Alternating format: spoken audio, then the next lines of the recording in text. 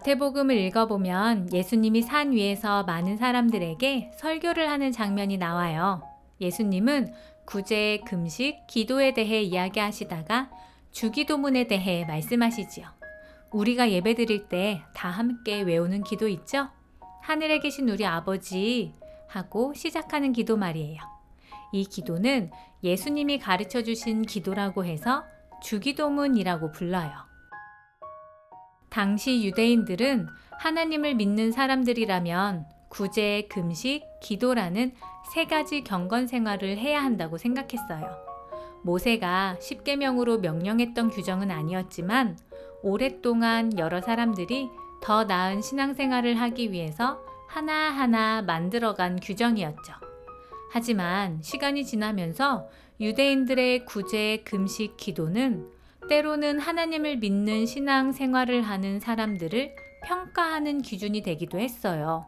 그러다 보니 유대인 중에 어떤 사람들은 다른 사람들이 자신을 알아봐 주길 바라면서 규칙을 지키곤 했죠. 가난한 사람을 돕는 구제를 할 때는 보란듯이 티를 냈고, 금식을 할 때는 보란듯이 힘든 척을 하면서 머리에 젤을 뿌리고 맨발로 다녔어요.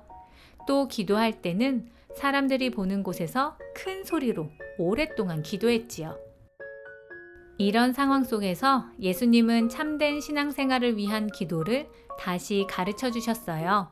주기도문을 시작할 때 하늘에 계신이라고 말하는데요. 이 말은 기도하는 우리가 하늘과 세상을 만드신 하나님께 기도한다는 것을 기억하라는 뜻이에요. 사람들에게 보이기 위해서가 아니라 하나님 앞에서 하늘에 계신 하나님을 만나는 것이 기도라는 것이죠.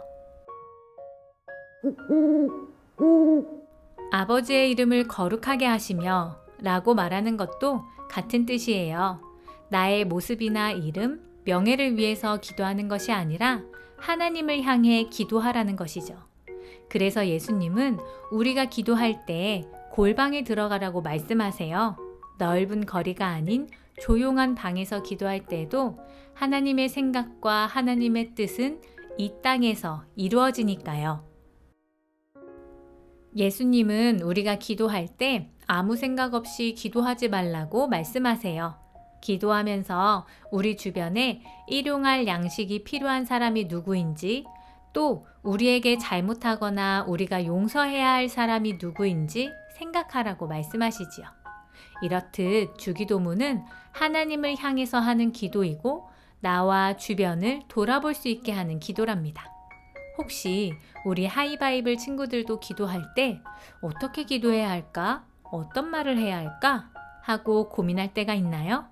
어른들처럼 어려운 말을 쓰면서 길게 기도하는 것이 어렵고 기도하는 것 자체가 낯설게 느껴질 수도 있겠어요. 그럴 때 할 수 있는 좋은 기도를 오늘 배웠어요.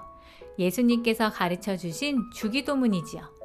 하늘과 세상을 만드신 하나님을 만나러 가는 진실된 마음으로, 하나님을 향하는 마음으로 주기도문을 소리내어 외워보세요. 하나님께서 나에게 필요한 것이 무엇인지, 또 잘못한 일이나 내가 용서해야 할 사람이 누구인지 생각나게 해주실 거예요.